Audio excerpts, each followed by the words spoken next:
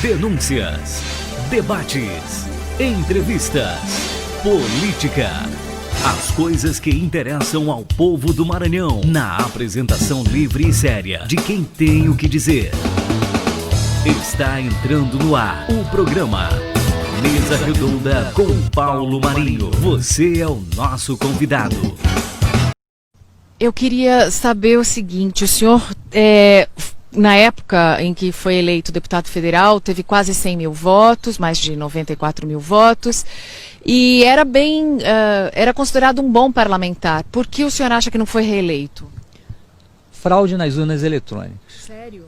Sério. Fraudes, inclusive, isso dito logo depois, após o resultado ser proclamado, várias pessoas que dizem até que isso é conversa de parlamentar perdedor, né? De que fica dizendo que fulano votou, não votou, mas muitas pessoas confirmaram que votaram em mim e o voto não apareceu na urna. Eu não me dei por satisfeito com aquela situação, me dirigi na época ao doutor André, que era o Procurador-Geral da República, ao doutor Pedro Barbosa Pereira Neto, com meus mapas eleitorais, analisamos nós três no gabinete da Procuradoria Regional da República e nós três ficamos assustados com as coincidências de urnas com 0 voto, aonde tinham eleitores que tinham votado, tinha que ter pelo menos um voto, tinha 0 voto.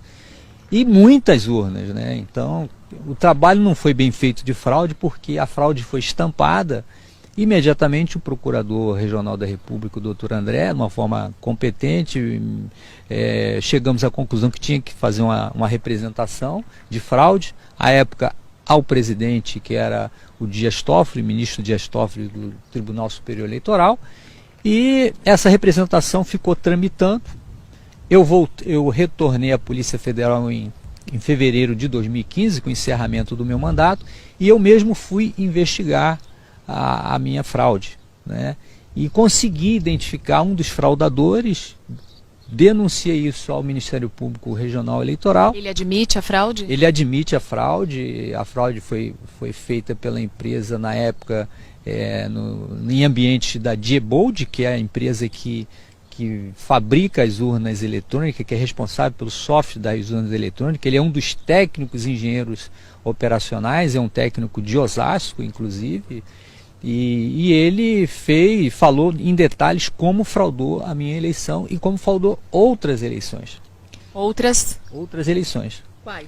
Eleições, ele colaborou a fraudar de governador, da própria última eleição da presidente Dilma, contra o senador Aécio Neves. O senhor está dizendo que um técnico que trabalha com as urnas eletrônicas disse que houve fraude favorecendo a ex-presidente Dilma? Dilma Rousseff.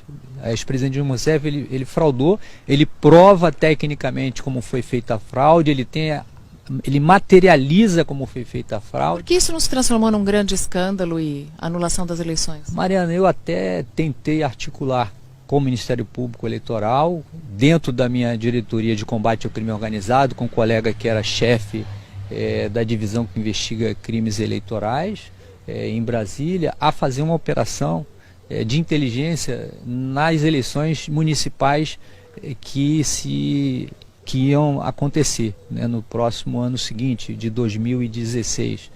Mas eu fui muito desencorajado pelo colega do Ministério Público, né, que disse que o Tribunal Superior Eleitoral jamais admitiria, confirmaria a conclusão de uma investigação que identificasse fraude em eleições majoritárias, porque o trabalho ia ser para identificar fraude nas eleições majoritárias das eleições de 2016.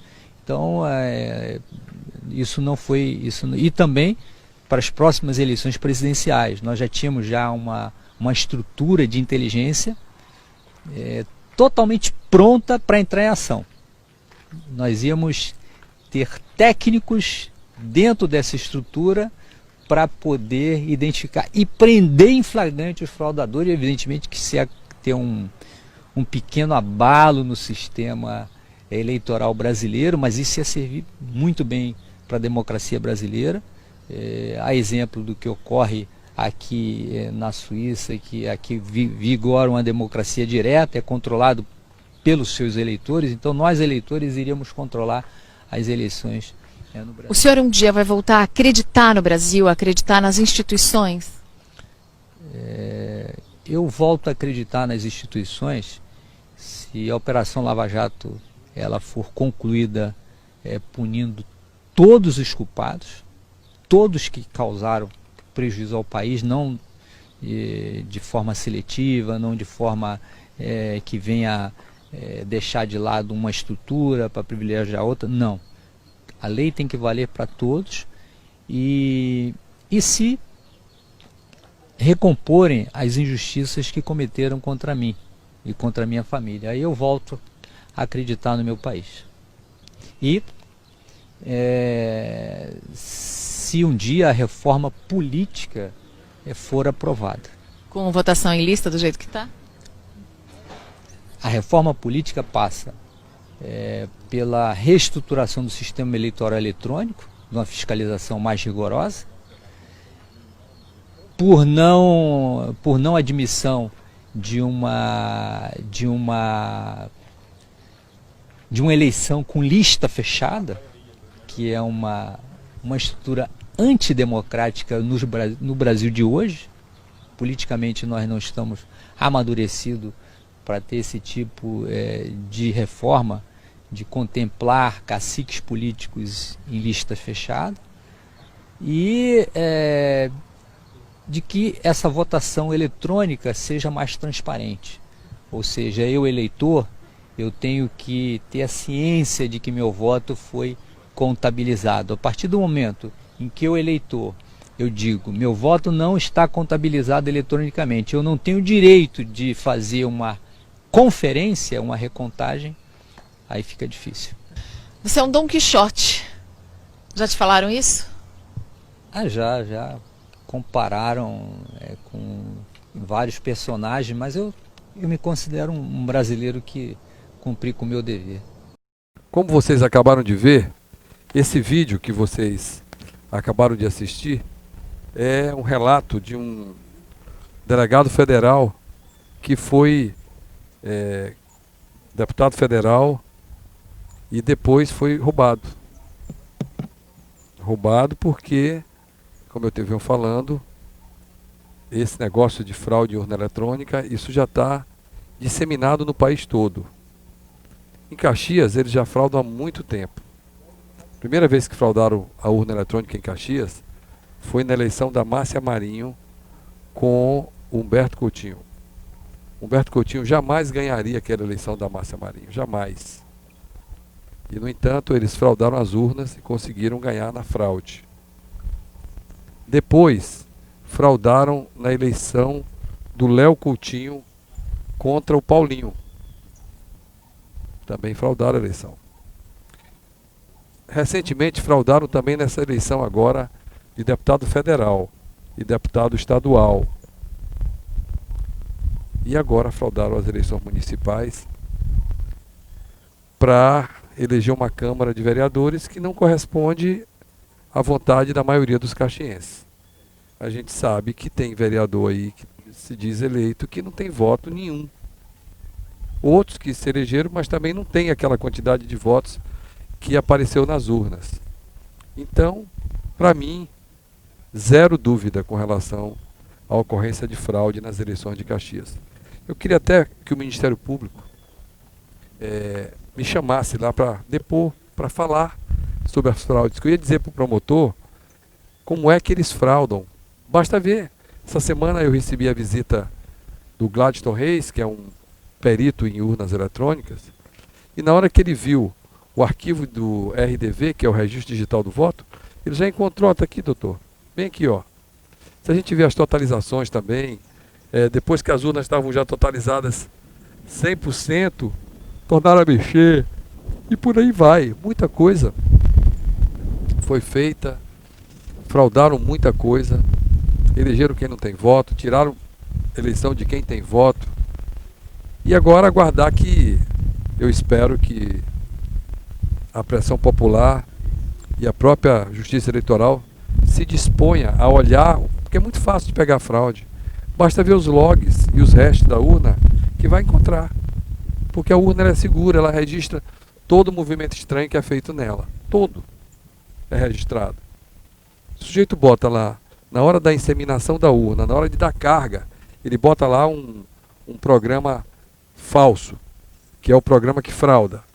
Na hora que esse programa começa a agir na urna, vai aparecer ele se movimentando lá no próprio sistema. E aí, a própria segurança da urna mostra a fraude.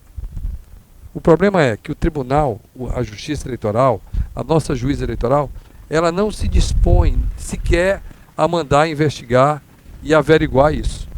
Porque se ela mandar investigar, se ela mandar averiguar, ela vai pegar fácil. Fácil. Agora, para isso tem que ter coragem, né? E tem que ter senso de justiça, porque se não tiver, continua essa turma fraudando como eles estão fraudando até hoje, e se dando bem na vida. Quando você vê um cara que não trabalha, que não dá um prego numa barra de sabão, que aliás nunca trabalhou na vida, fica rico da noite para o dia, alguma coisa ele fez, ou ele faz. Porque para mim, só o trabalho edifica. Quando eu vejo um cara que não trabalha se dando bem, tem alguma coisa errada com ele. E aqui em Caxias, o cara que frauda a urna, não é nem ele que frauda, porque quem frauda são os técnicos que eles trazem.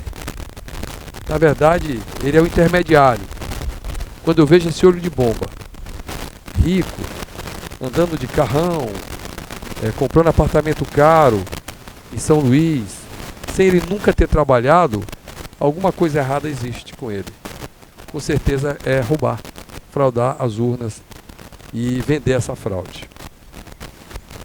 Esse ano, eles tiveram sorte, porque eu não me precavi, eu não pedi os logs antes da urna, eu não fiscalizei, como a gente fez na eleição do Fábio Gentil com o Humberto Coutinho, que nós tivemos o cuidado de fiscalizar tudo antes da eleição. Essa agora nós não fiscalizamos. E foi confiado nisso que eles fraudaram, porque não viram nenhum movimento de fiscalização. Mas nada que uma hora não apareça. Eu sempre digo, gente, coisa errada nunca dá certo. Uma hora aparece o erro. Uma hora o que está errado vai aparecer. Vocês vão ver como isso vai aparecer. Vida que segue. Vamos continuar fazendo os recursos, entrando na justiça, pedindo perícia nas urnas, fazer a nossa obrigação de cidadão, de eleitor e de caxiense, para que a nossa cidade não fique sendo governada ou entregue a um grupo de vereadores que não foi eleito pelo voto e pela vontade popular.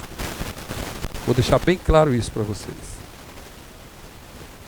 Mas olha, mudando de assunto, está chegando agora o inverno, né? Esse ano o inverno vai ser bom, a gente já sabe. Esse ano vai ser um ano de fartura. E nós, esse ano, vamos continuar plantando. E vamos começar a fazer um trabalho, e a gente está buscando uma parceria com o IFMA, para a gente desenvolver na região o plantio de uva. Porque eu acho que uva é uma cultura cara, que tem valor agregado e que pode facilmente se adaptar à nossa região, desde que a gente tenha aqui as variedades que possam dar certo aqui na região. Isso a gente já está fazendo. Esse ano eu vou plantar já uma área de pelo menos 5 hectares e eu espero que tudo dê certo e que a gente possa, dentro em breve, ter aqui em Caxias uma região produtora de uva. Como hoje já começa a ser uma região produtora de melancia. Como em breve vai ser uma região produtora de frutas, porque essa é a nossa vocação na região. Isso é importante para gerar emprego. O campo é uma fonte de geração de emprego poderosa. Como a gente tem muita água, muita terra, a gente precisa trabalhar mais o campo para gerar emprego para as pessoas que não têm trabalho. Agora mesmo o Grupo Maratá está construindo uma fábrica de ração e de floco de milho aqui na BR-226, no sentido de Presidente Dutra. E outro dia eu postei no meu Instagram, gente, a quantidade de pessoas me perguntando sobre emprego nessa fábrica do Maratá, uma coisa absurda. E por que isso? Porque nós não temos emprego na região. Não temos. Nós não temos investimentos vindo para cá.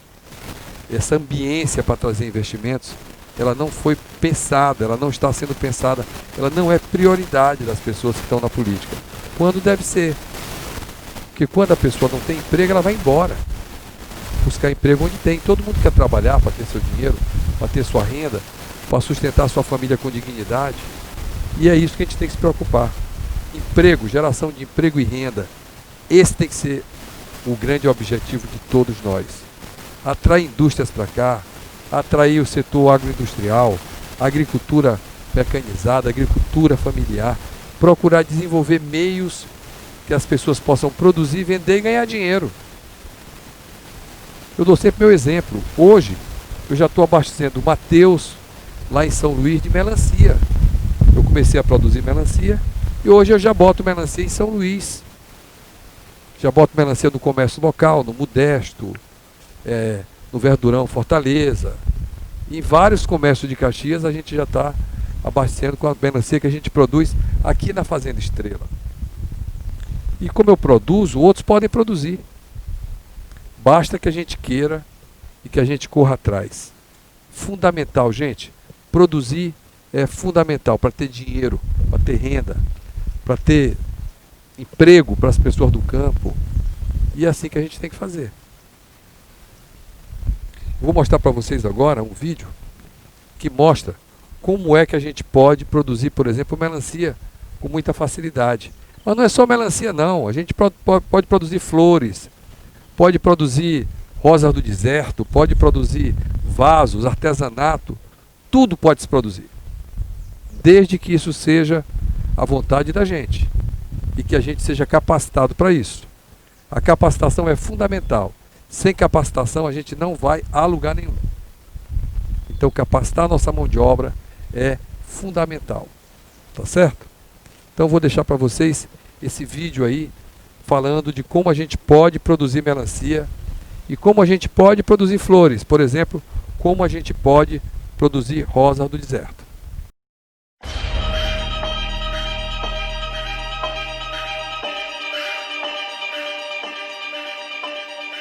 Como produzir melancia? Bom, e antes de começar o nosso trabalho, eu peço que, caso você goste do vídeo, compartilhe com seus amigos, se inscreva no meu canal, faça o seu comentário, deixe o seu like. Para se produzir melancia, é necessário escolher um local com no mínimo 2 metros quadrados e onde bata sol diretamente durante grande parte do dia, de forma a manter uma temperatura entre 18 e 25 graus. A melancia se dá melhor em solos sílico-argilosos, mas pode cultivá-la também em terrenos arenosos. Os meses ideais para o plantio da melancia são agosto e setembro.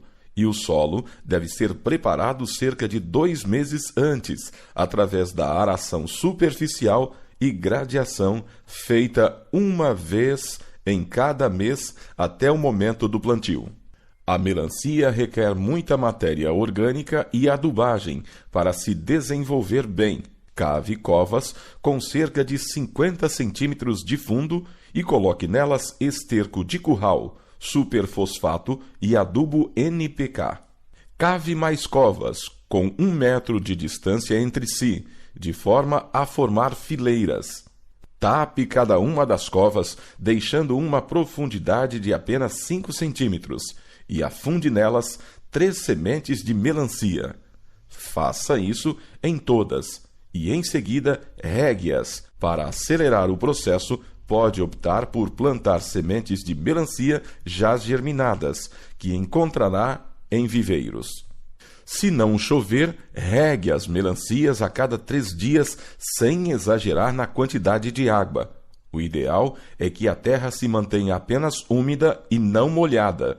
Espalhe fertilizante semanalmente e, passados 30 dias do plantio, proceda ao desbaste das folhas para remover as mais velhas e dar mais força à planta para se desenvolver de forma ideal. Tá aí, eu trouxe então dicas para produção de melancia.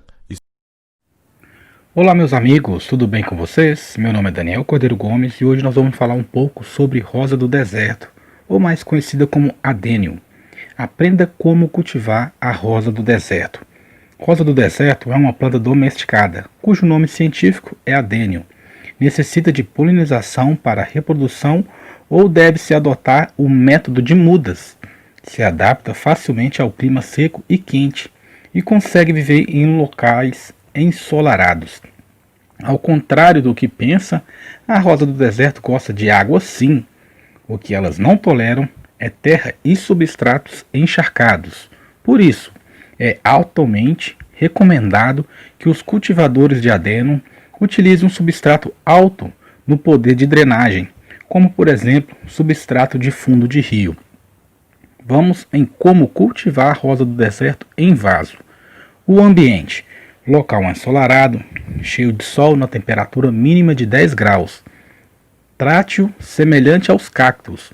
Rosa do deserto, como o próprio nome sugere, se adapta muito bem às condições em climas de umidade baixas. Vaso: use um vaso, pote ou bacia com excelente drenagem. Preparação do vaso: coloque no fundo do vaso pedras para que as raízes não cheguem até o final do vaso. Cubra com um pouco de areia, pois coloque alguns humus de minhoca e plante a rosa do deserto, uma mistura de areia grossa e terra, para sempre deixar o solo extremamente drenante. A rega: água deve ser usada com moderação. A rosa do deserto precisa de água neutra. A água ácida pode causar apodrecimento das raízes. O excesso de água, mesmo no verão, pode causar apodrecimento das raízes, que matam gradativamente a planta. Mantenha a areia ou a terra sempre úmida, porém sem encharcar. Não é necessário regar todos os dias. Somente quando a areia ou a terra em cima do vaso estiver completamente seca. Adubação: a adubação com um bom fertilizante orgânico é necessário, a fim de alcançar um bom diâmetro de tronco e floração abundante.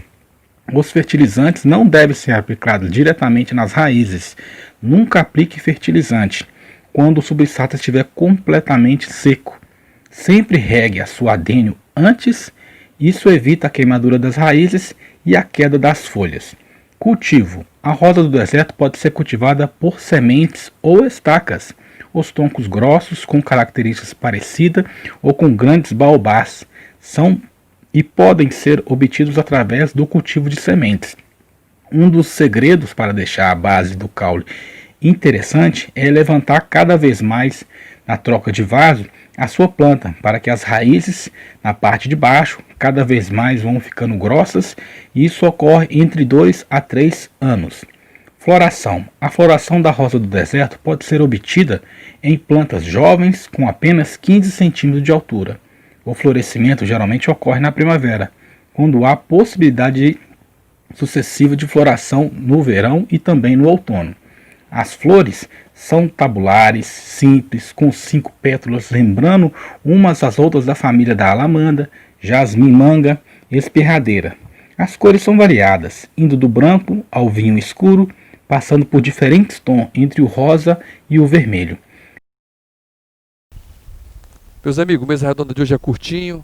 Nós vamos ficar por aqui, desejando a todos vocês um ótimo final de semana e uma semana que vem de muito sucesso, de muita alegria e de muita prosperidade. Um abraço e até o próximo sábado, com a ajuda de Deus.